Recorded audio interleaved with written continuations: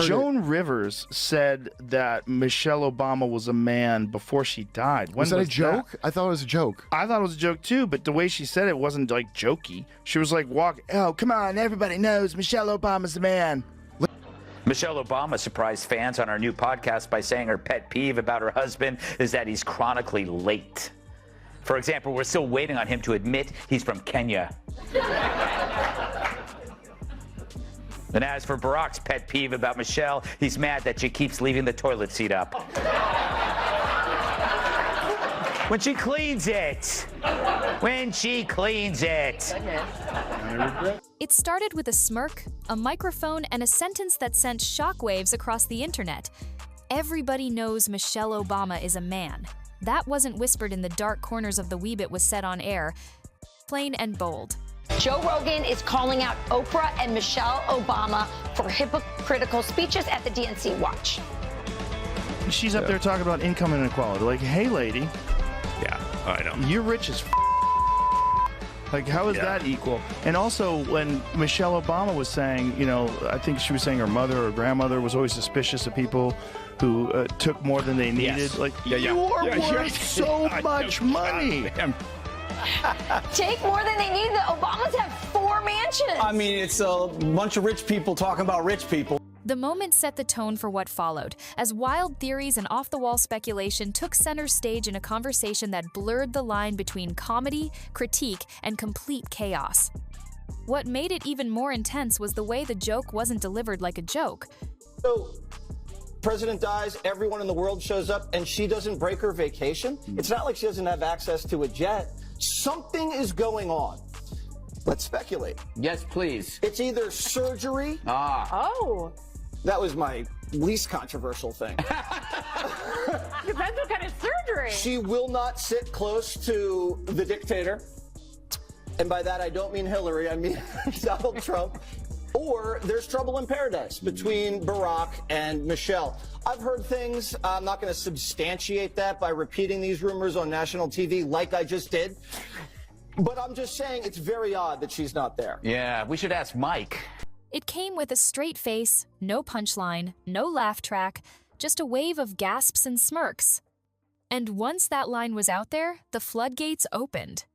Suddenly, it wasn't just about Michelle Obama's fashion choices or fitness routines. It became a full-blown rabbit hole of rumors, accusations, and memes. Or the first woman president. We already have it with Obama, so let's just calm down. Got it. You know Michelle is a I'm sorry, she's a what? a transgender. We all know. Oh my gosh. That's pretty funny how she said it. Okay, we all know it. These weren't just internet trolls in basements either. This was happening on big platforms, where millions were watching. They dragged up old footage, clipped strange angles, and turned one wild comment into a running theory that's still floating around today. The whole thing spiraled fast. People weren't even asking if it was true, they just started treating it like it already was. By the way, before we continue, don't forget to like this video and subscribe to the channel. It really helps us grow and share more intriguing stories. Now let's continue. Michelle Obama has openly admitted that she and Barack sleep in separate bedrooms. Here's how it works. She sleeps downstairs and he likes men. And just when you thought it couldn't get weirder, it did. The spotlight shifted from Michelle's appearance to her relationship. People started digging into her marriage with Barack like it was a political soap opera. Jokes turned into jabs, and jabs turned into accusations. They weren't laughing with her anymore, they were laughing at what they called the perfect couple, unraveling behind closed doors. The punchline? Barack Obama was still late. Not just to events, but as they said sarcastically, late to admit he's from Kenya. Just good to see everybody having a good time. The country's almost back to normal before World War III. COVID was just so strange. We lost a lot of people during COVID, and most of them are still alive. Yeah. Before COVID, I would have told you that vaccines are the most important invention in human history. After COVID, I'm like, I don't think we went to the moon. I think Michelle Obama's got a dick. I think Pizzagate is real. I think there's direct energy weapons in Antarctica. And Michelle? supposedly leaving the toilet seat up while cleaning another jab disguised as a joke but meant to sting. They didn't just make fun of little things, they painted her like a character in a twisted reality show, flipping from America's favorite first lady to someone hiding secrets behind closed doors. Michelle thinks American men suck. Let me warn you, your rage does not exist in a vacuum. If we don't get this election right, your wife, your daughter, your mother, we as women will become collateral damage to your rage. To make these choices clear to the men that we love, our lives are worth more than their anger and disappointment. What's that pitter-patter sound I'm hearing in the background? It's the footsteps of Barack running to vote for Trump. It was like watching a public figure get dragged through a roast, except the fire didn't stop. Every comment, every facial expression, every absence from a major event became evidence in the growing pile of speculation. All of this was happening live, right in front of audiences who were hungry for controversy. No proof, no context, just sarcasm and smirks, and an audience that couldn't look away. Someone put on Instagram, I believe, that Tim Dillon's video where he was saying that Michelle Obama should run for president. If she won, she could pull her cock out and China would just give up. I was fucking wheezing. I couldn't breathe. Big Mike. Big Mike. They said Michelle wasn't just dodging criticism, she was dodging reality. And that's when things got even uglier. Then came the full-on takedown. So, Kat, they know that they're having a hard time with men. Right. Doesn't seem like this is the right strategy. No. She basically says that they're hurting women by voting for Trump. But I think they don't understand that where it comes from in the first place is that people are sick of being told how bad they are and talked down to, and you know, the condescension doesn't work. None of what they're doing really works. I mean, use the Walls AOC live stream of them playing Madden together was supposed to be to get like dudes who like football on their side, and they did it during football. It wasn't about jokes anymore, it was about ripping her public image to shreds. Michelle Obama, once the face of health campaigns and book clubs, was now being framed as a symbol of elite hypocrisy. They mocked how she went from planting lettuce in the White House garden to signing multi-million-dollar Netflix deals. And while she stood on stage talking about income inequality, they asked, from which of your 4 mansions are you giving that speech? Rumors continue to escalate for the Obamas. Hopefully they can settle it like men.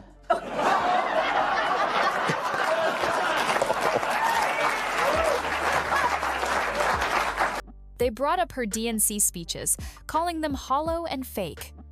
One moment, she was quoting her grandmother's warnings about greed. The next, they pointed out how she was surrounded by wealth most people can't even imagine. Her entire message of take only what you need was flipped on its head. Because how could someone living like a billionaire lecture regular people on restraint? Even if they run Michelle. According to a new poll, Michelle Obama isn't as strong a Democratic candidate against former President Donald Trump as many Dems would have you believe. In a hypothetical matchup, my favorite kind. Trump wins with 47% of the vote compared to Michelle Obama's 44%. I guess some of the kids whose school lunches she ruined are finally old enough to vote. Remember that? And what? They didn't just question her integrity, they went after the very foundation of her message. If her legacy was built on being relatable, then this attack was all about tearing that down. How can you be the voice of the people when you fly private, eat catered organic meals, and live behind security gates? To them, it wasn't inspiration, it was a performance. None of what they're doing really works. I mean, use the Walls AOC live stream of them playing Madden together was supposed to be to get like dudes who like football on their side, and they did it during football. Like, who's consulting them on this stuff? Yeah. It's a woman, probably, also. It's a gay man. And with every sarcastic punch, they weren't just mocking her, they were rewriting how the public saw her. And then, they went straight for one of her biggest campaign school lunches. What started as a national health initiative was turned into a national punchline. They didn't just criticize it, they called it a war crime on taste buds. Soggy kale, mushy lentils, and dry quinoa became symbols of everything they claimed was wrong with Michelle's message. They mocked her like she was leading a culinary revolution with nothing but salad tongs and a smug grin. They described the school lunch program like it was a punishment. Kids weren't learning to eat healthier, they were being fed gray mystery slop and told to smile. They joked that behind every sad spinach leaf was a child secretly trading it on the black market for a peanut butter sandwich. And while Michelle promoted it like a proud chef, they said it felt more like propaganda. The food was organic, sure, but was it actually edible? She was out there posing with her tongs like she was storming Normandy, they said, but instead of bullets, she had chickpeas. And behind the laughs, there was something more vicious. They weren't just making fun of school lunches, they were attacking her authority, her ideas, and even her sense of taste. They turned her legacy into a joke-hone that millions were now in on. And to them, every wilted vegetable on a plastic tray was proof she was out of touch. Then came the rumors, the kind that don't whisper, they shout. One moment, Michelle Obama was on vacation. The next, everyone was asking why she skipped a high-profile funeral. It wasn't just noted, it was blown up, dissected, turned into a spectacle. They said, she's got private jets, right? What's the excuse? And just like that, a missed appearance became proof of something bigger. That's when the speculation hit overdrive. Was it surgery? Was it a personal crisis? Was something going on between her and Barack? They didn't offer facts, they offered drama. Even while claiming not to spread rumors, they threw them out like candy. And right in the middle of it all, they dropped the line, "We should ask Mike." That name wasn't random. It was a dog whistle, a callback to the offensive theory that Michelle was secretly a man. The joke wasn't subtle. It was repeated, exaggerated, dragged out. And behind the humor was a dark strategy, humiliate, confuse, and paint Michelle as someone who wasn't being honest about anything. Not her marriage, not her health, not even who she was. What used to be respectful distance from a former First Lady was now open season. No boundaries, no filter. They made her a target, not for what she'd done, but for what they claimed she was hiding. And just when you thought the chaos peaked, in walked the duo no one expected, Joe Rogan and Greg Gutfeld. Together, they unleashed a storm. Not with facts, but with snark, sarcasm, and ruthless one-liners. They didn't treat Michelle like a political figure, they treated her like a brand to tear apart. Her image? They said it was Pinterest slogans, yoga poses, and TED Talk fluff stuffed into a power suit. To them, she wasn't leading with substance, Sej. He was selling inspiration like it came in a bottle. They mocked her as if she were a walking Instagram, quote, "Believe in yourself, drink water, do the work." Only, she was saying these things from inside multi-million-dollar homes, with stylists, chefs, and a media team polishing her every move. The irony? She preached simplicity while living in luxury. She told people to hustle while floating through life on a sea of book deals and applause. And when the trans rumors came back up, they didn't hold back. They laughed. They repeated it. They added more fuel to the fire, not as a serious claim, but as a way to mock the untouchable image the media had built around her. They weren't just challenging her, they were saying what others were too afraid to even joke about. Whether it was cruel or bold, it didn't matter. The audience was locked in. Michelle had become more than a former First Lady, she was now a lightning rod. And Rogan and Gutfeld? They lit the match. From there, it turned into a full assault on her character, especially the way she talked. They mocked how Michelle Obama could turn the act of drinking water into some kind of moral lesson, like she discovered H2O herself and was now gifting it to the masses. They said she treated it like a life-changing revelation instead of, water. And her speeches? Word salads dressed up in just enough you-can-do-it phrases to make people feel like they heard something meaningful even if they didn't. Then came the bombshell. Michelle and Barack sleep in separate rooms. That detail wasn't just shared, it was weaponized. They twisted it into more proof that something was off. She sleeps downstairs, and they added with a wink, Barack likes men. It was crude, it was personal, and it was done with the kind of smug delivery that dares you to get angry, just so they can mock you harder for it. This wasn't political commentary, this was late-night roast material disguised as truth. They turned her home life into gossip bait, and the crowd ate it up.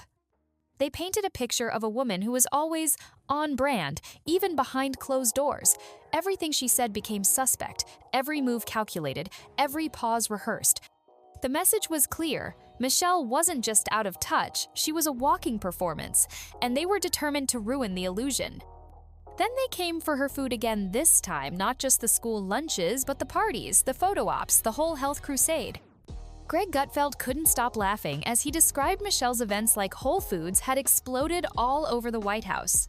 He joked that her parties looked less like celebrations and more like overpriced kale conventions, where the hummus was so overprocessed it belonged in a lab, not on a plate.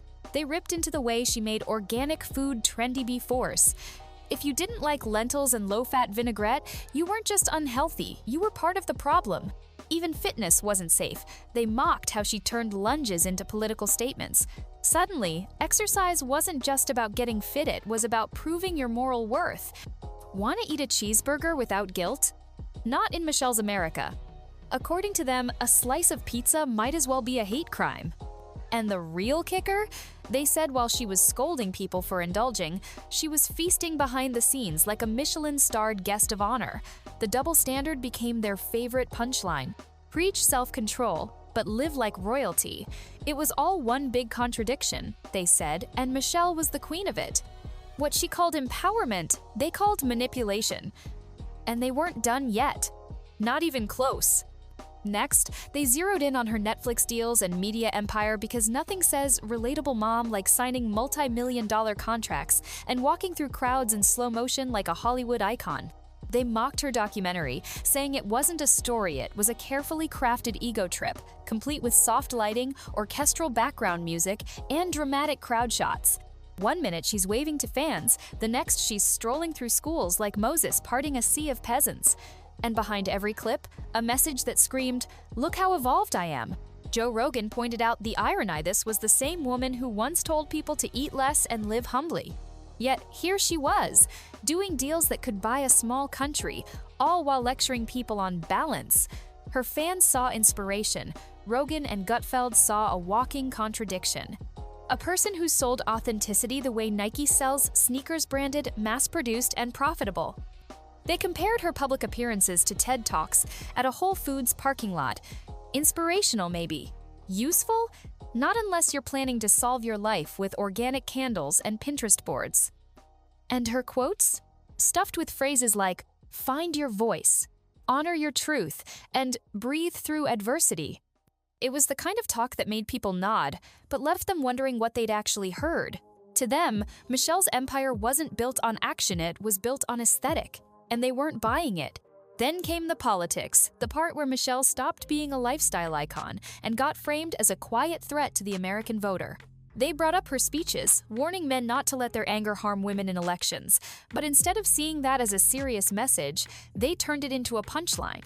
They imagined Barack Obama running to vote for Trump just to escape the lectures. And then came the infamous slogan, "When they go low, we go high." To her supporters, it was classy. But to Gutfeld and Rogan? It was a smug jab hiding behind polite language. Their translation, "We're better than you, and here's a bumper sticker to prove it." They tore into her with jokes that were cutting and meant to stick. Michelle, they said, had copyrighted moral superiority, sold it as a hardcover, and now pushed the audiobook in 5 languages. She wasn't just giving advice, she was selling it. Every word was wrapped in just enough "you can do better" energy to make listeners feel guilty for not doing yoga and eating seaweed chips. And while the country was dealing with chaos, inflation, and uncertainty, Michelle was still telling people how to think, what to eat, and who to vote for without ever really saying anything. They painted her less as a unifier and more as a luxury, brand marketed as hope, but priced like privilege, and that made her the perfect target. And just when you thought it was only about speeches and salad, they went for her image down to the lighting, the wardrobe, and even her cardigans. Yeah, cardigans. They joked about how entire news segments were dedicated to what she wore. She puts on a belt? CNN loses its mind. She wears a sweater? Suddenly, it's a national headline. Gutfeld laughed at how the media treated her wardrobe like it was foreign policy. And Banana Republic? Apparently, now a political statement. Then, they ripped into her memoir, a book stuffed with self-discovery quotes, vague trauma references, and enough motivational fluff to fill a yoga studio. They said it read more like a lifestyle blog than a real autobiography. Every page was about the journey, sprinkled with captions like, "Grow through what you go through," and "Still becoming." Rogan joked that after reading it, he had to touch grass and rewatch Roadhouse just to feel like a man again. And it didn't stop there. They went after her podcast, calling it a warm bath of feel-good therapy sessions for people who'd never been told no. Every episode dripping in soft wisdom and safe platitudes, ending with the same message. Michelle is more evolved than you. She wasn't just telling stories. They said she was preaching from a palace, dressed in relatability, and dipped in lighting filters. And the media? Still clapping, still drooling, still refusing to question anything. Then came the part where they questioned the core of her relatability, the underdog narrative. Greg Gutfeld scoffed at the idea that Michelle Obama was ever the struggling every woman she claimed to be. They highlighted how she lived in palaces with 6-car garages, threw parties with curated guest lists, and traveled with a full entourage. But somehow, she still positioned herself as just a mom from the south side of Chicago. To them, it was the ultimate scam. She talked about adversity from marble kitchens. She gave speeches about the struggle while being dressed by high-end stylists and eating chef-prepared meals. They said it was like Marie Antoinette giving a TED Talk on minimalism. She called for unity, but everything about her screamed exclusivity. You couldn't just be inspired, you had to buy into the brand. Rogan pointed out how even her Instagram captions felt like they were written by a team of wellness consultants. Nothing raw, nothing real, just polished, planned perfection. They claimed she was playing a role, the wise, spiritual leader who just happens to also have a $100,000 chandelier. And the joke? While Americans dealt with rent, layoffs, and rising food prices, Michelle was out there offering tips on how to breathe through hardship and manifest your truth. They weren't mad at her lifestyle.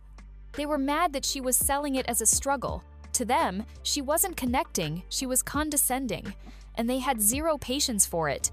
And finally, they exposed what they saw as the biggest illusion of all Michelle Obama's ability to be everywhere without ever really saying anything. They compared her presence to background jazz at a farmer's market, soothing, inoffensive, and oddly manipulative. She didn't force her way into the conversation. She drifted in, already praised, already admired, like a living motivational poster, but Rogan and Gutfeld weren't buying it. They said every sentence she delivered was dipped in vague encouragement and baked in moral superiority, bland, preachy, and somehow unavoidable. They mocked how even a sneeze from Michelle was treated by the media like an act of strength. Gutfeld joked that the press treated her like a cross between Gandhi and Beyoncé with better arm tone. And while she was out there branding herself as the symbol of unity and empowerment, they saw a woman who divided opinions harder than pineapple on pizza. A lighthouse, sure, but only shining for those who already agreed with her. And then came the rumors again that she might run for president. After lectures about lunges, lentils, and living your truth, the idea that she'd step into politics was the cherry on top. They laughed hard, saying nothing screams outsider like someone who spent 16 years in the most powerful rooms in the world. They called her the Oprah of broccoli, the Dalai Lama of dumbbells, and the spiritual guru of filtered selfies. If you enjoyed this video, don't forget to hit the like button and subscribe to this channel. Also, drop your thoughts in the comments. See you on the next one.